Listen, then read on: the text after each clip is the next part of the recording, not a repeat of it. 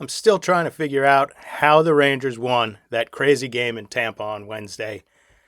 Just a wild one. I'll go through some of the numbers, but maybe it's karma. Maybe they're coming around and the shooting percentages starting to even out. What did I call it a few weeks ago? Progression to the mean. Who knows? But the team has confidence as they head to Columbus. Hey, everybody, this is Rangers Daily. I'm your host, Todd Werwa. Please enjoy the show here on YouTube. Subscribe to the channel. Give me the old thumbs up. If you like the content, leave your questions, leave your comments down below, and ring the bell so you know every day when we post a new episode. Rangers get it done in Tampa, beat the Lightning 7-3, game that had a wacky first period with 7 goals. The back-to-back wins, according to Money Puck, now has our playoff odds at 67.9%. Not too bad, considering feels like only a week ago that the Rangers were down at the very bottom of the conference, let alone fighting for a playoff spot.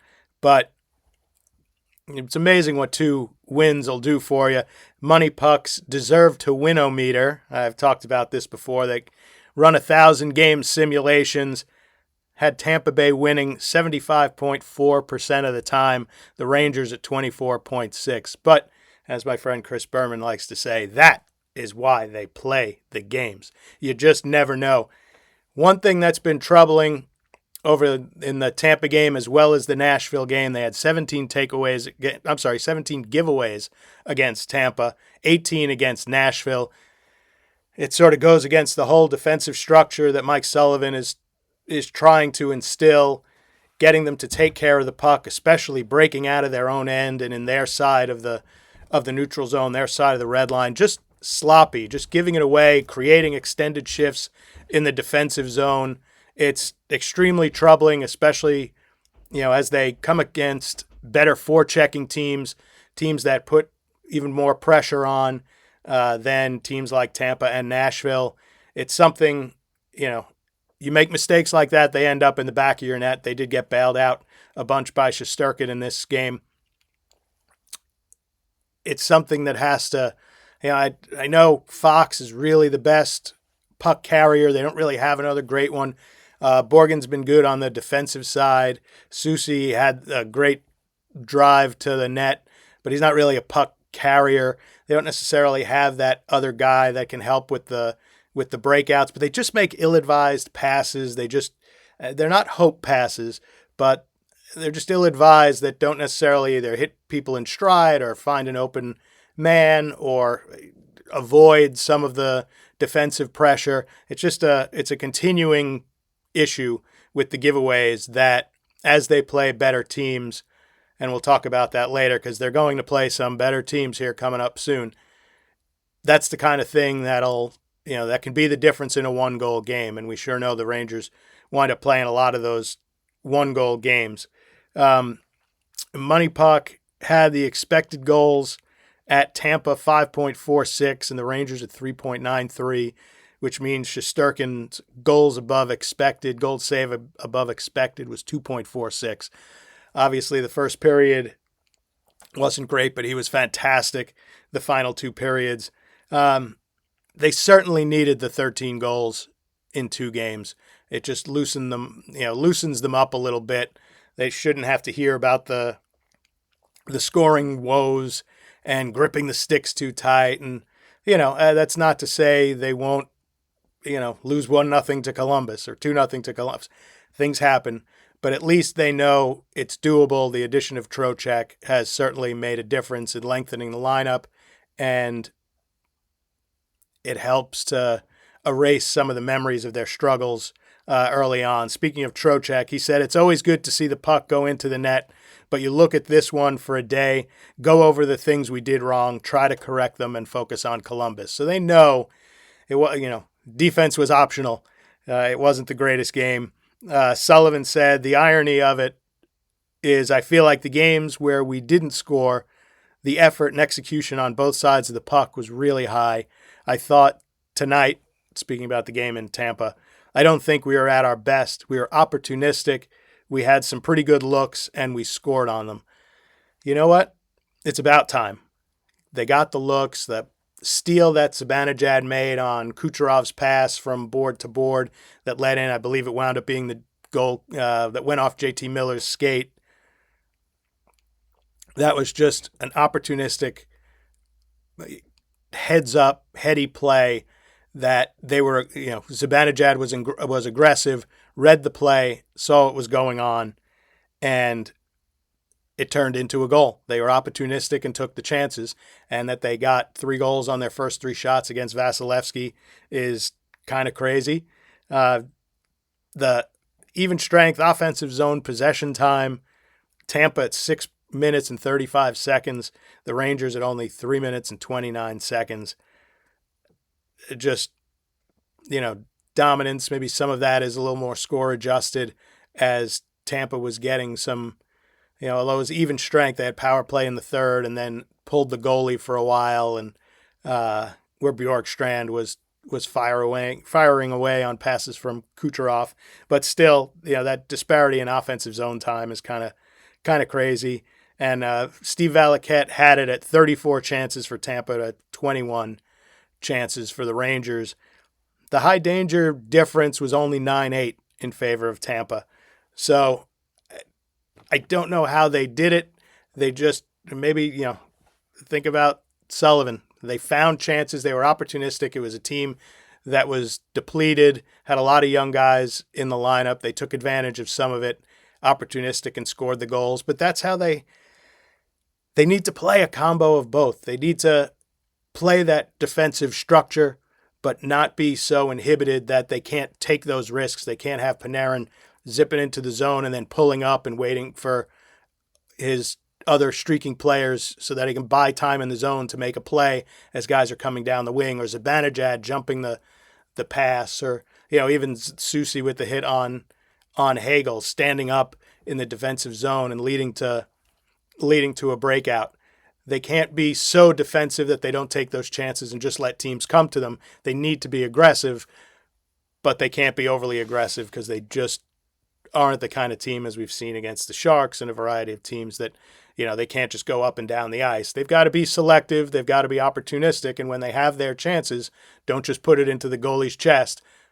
Elevate the shot, put it to the corners, make a cross-seam pass, and score a goal. Take advantage of those opportunities. Wanted to talk about the power play tweak with putting Will Cooley up on power play 1 instead of Alexis Lafreniere. I think since the tweak, it's looked much better. The goal Cooley scored, the first goal of the game on the power play, that's great hands with the puck coming off the boards in the side of the net and lifting it past Vasilevsky. Cooley's big. He's got the hands. I think it's a benefit having him there. I still think Lafreniere's good at getting screens, but he's probably not a tipper or deflector of the puck, and I don't know that he necessarily has the hands for that kind of game in front. He's good on the rush. He's got great hands, but your hands coming in off the wing are a little different than your hands standing in front of the goaltender. The power play now, they've scored a couple of goals since Cooley's been up there. It's up to 15.2%. I like the change. Cooley said, "I'm pretty comfortable in front of the net. I like that spot."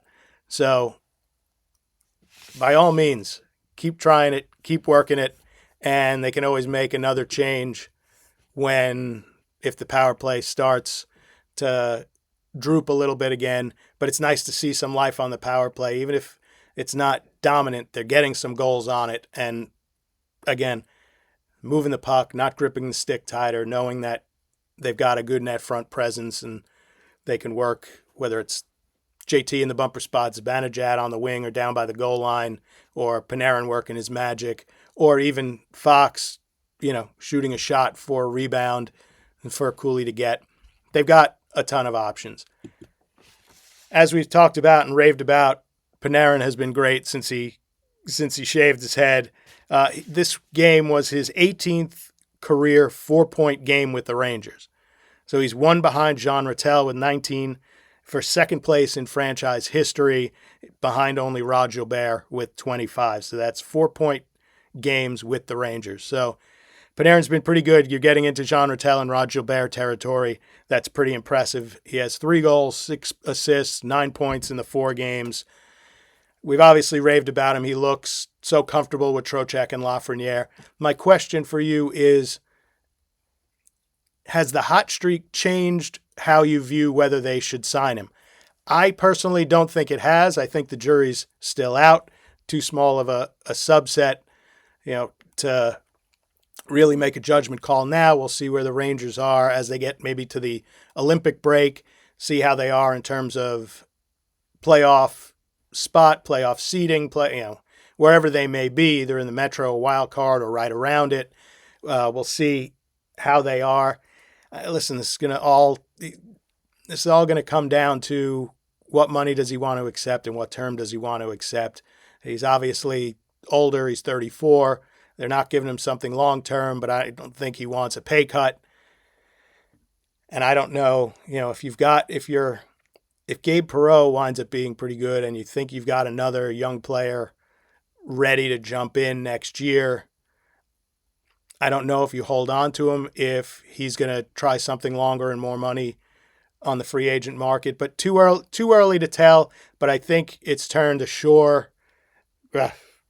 He's cooked into, he's still got this capability. And if we see it last and continue to last for the rest of the season and he has a really good season, it makes it tough on Chris Drury for what he wants to do, and whether Panarin is still one of the building blocks for a team that in the next, hopefully, couple of years, as contracts come and go, can put together a good, solid contending team. Is Panarin a part of that? I don't know that my mind's changed, but it's good to see the Panarin we know has the capability to put up lots of points. Rangers have a busy weekend. They're in Columbus on Saturday and then in home against Detroit on Sunday.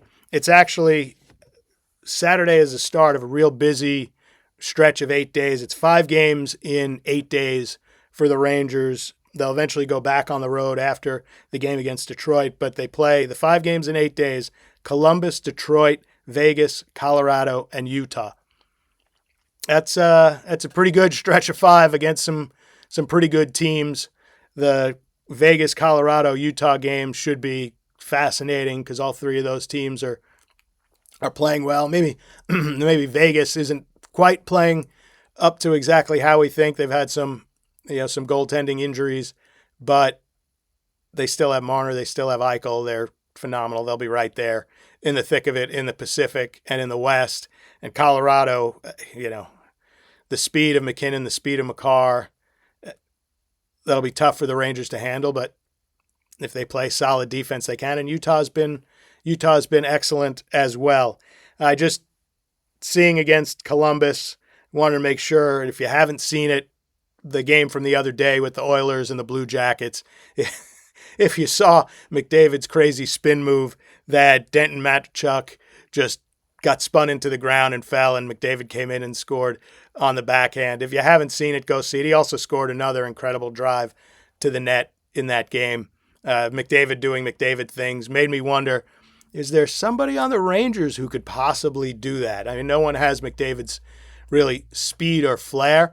Maybe Panarin would be ballsy enough, so to speak, to try something like that. I don't know that Mika would. It's certainly not a JT Miller thing. I don't think Trocheck really has that in his bag. So it led me to think Panarin, maybe Mika might try something like that, but no one would be able to do what McDavid did against the Blue Jackets. That one we'll be seeing for the rest of the season on pretty much every highlight clip you can. But made me wonder, do the Rangers have somebody that would have the flair to do that? Let me know your thoughts.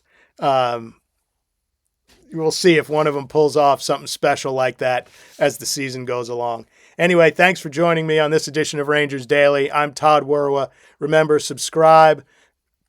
Hit me up with comments right here on YouTube. Ring the bell. Leave me a thumbs up if you like what I'm doing. I truly appreciate it. And until next time, thanks for watching.